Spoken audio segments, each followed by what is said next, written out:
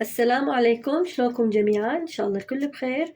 اليوم رح نعمل معاكم كيكة البرتقال بأسهل طريقة، إن شاء الله تعجبكم.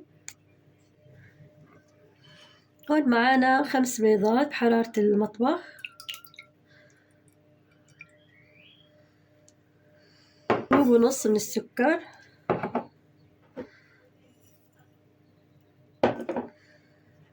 معلقة كبيرة من الفانيلا،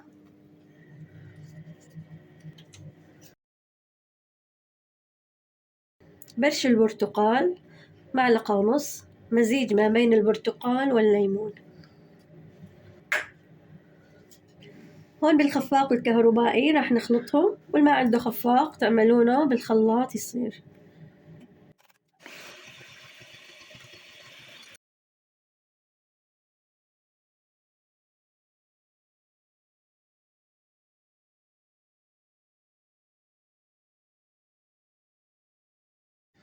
هون بعد ما خفقناها وتغير لونها، فتح معانا اللون بهالشكل، راح نضيف كوب من عصير البرتقال ونخفق.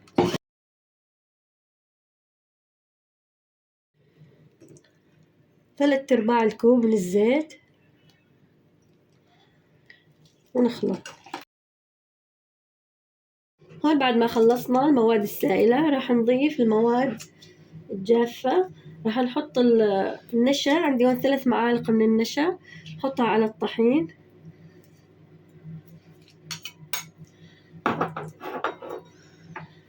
معلقة كبيرة من البيكنج باودر،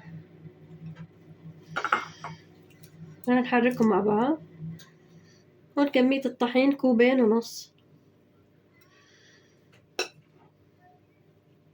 هون راح نضيف المكونات ونخلطها بالشكل.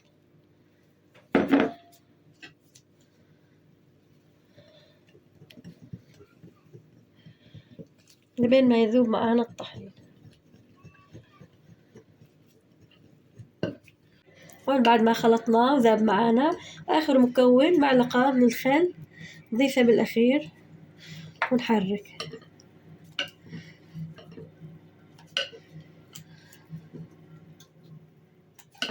نتأكد إنه الطحين كله ذاب معانا.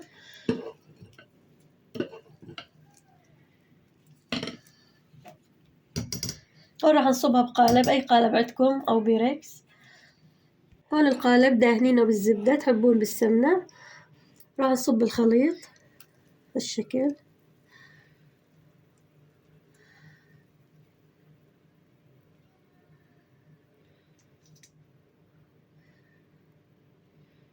هون راح نخبط عليه بهالشكل عشان تطلع كل الفقاعات، وهالحركة هاي نعملها، أي عود خشبي عندكم عشان ما يضل بأي فقاعات. هون راح نحطه بالفرن. الفرن لازم يكون محمى مسبقا على درجة 160 للأسفل فقط.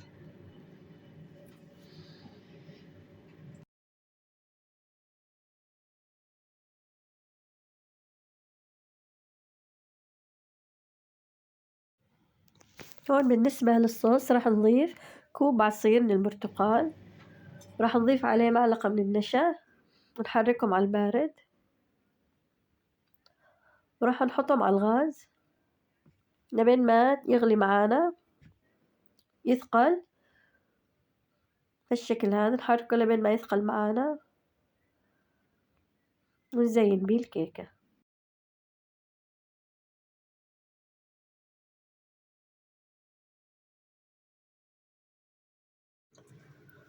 هاي كيكتنا بعد ما استوت، كيكة البرتقال. شوفوا منظرها ما شاء الله. بس هون نصيحة، لا تقلبونها وهي ساخنة عشان ما تفرط معاكم. هون أنا شوي يسقط معي، يعني اقلبوها وهي باردة أحسن. هون عندنا الصوص برد معانا، راح نضيفه بالشكل.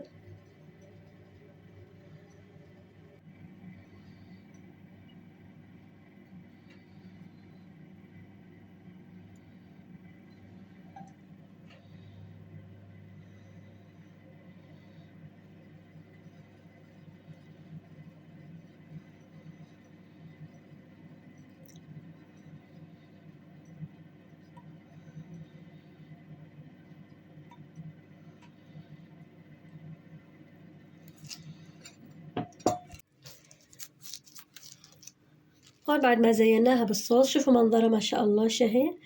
إن شاء الله تعجبكم وتجربونها. ألف صحة وعافية عليكم. لا تنسونا من اللايك والاشتراك بالقناة. السلام عليكم.